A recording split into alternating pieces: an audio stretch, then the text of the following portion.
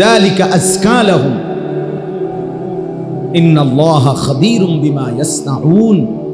আল্লাহ তাআলা বলেন, তোমরা যেই কোনো কৌশলে বান্দা একাকী, গোপনে, সংগোপনে, পাহাড়ের গুহায়, পাহাড়ের চূড়ায়, জঙ্গলের গভীর কোণে, সাত্যবক জমিনের নিচে, সাগর মহাসাগরের তলদেশে, যেখানেই যা করো না কেন, যত গোপনে, রাত গভীরে, রাত 2টায় লাইট বন্ধ করে, দরজা নিবাইয়া, কানের মধ্যে ইয়ারফোন লাগাইয়া, চারিদিক নিস্তব্ধ করে, দরজা জানালা ছিটকারি লাগাইয়াও যদিও নারী দেখো, ছবি দেখো, মোবাইলের অস্থির দৃশ্য দেখো আর হারাম করো, আল্লাহ বলেন, খোদার কসম বান্দা, আমি কিন্তু সব খবর রাখি।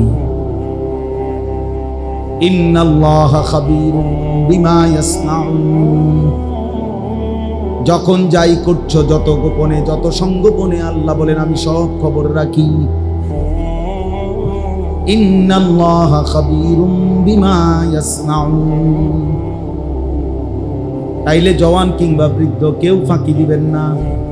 বুড়া মানুষ টেলিভিশন চায়, চা দোকানে বসে বড় বড় চোখ কইরা রাক্ষসের মতো নাচ গান দেখে, নর্তকী দেখে, নাটক সিনেমা দেখে, আর জিগাইলে কয় না না না, যেটা কদুর খবরে না শুনি, যেটাই গপ মারে, কাকা কদ্দুর খবর না শুনি, খবর মানুষের চোখ দিয়ে নি শুনে।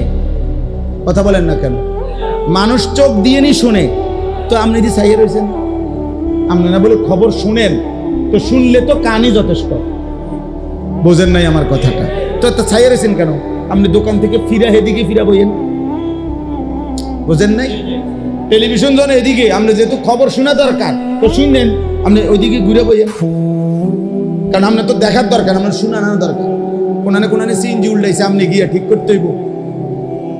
আপনার খবর তো এই, এখানে এই হয়েছে, ওইখানে ওই হয়েছে, এই খবর আপনার এত দরকার যে ময়মনসিংহে একটা সিএনজি একটা বাসের লগে উল্টায় গেছে, এইটা আপনি খুব যত্ন নিয়ে শুনছেন, কারণ আপনার তো দায়িত্ব পরের দিন গিয়া ময়মনসিংহে সিএনজি ডালগি দিয়া দেওয়া।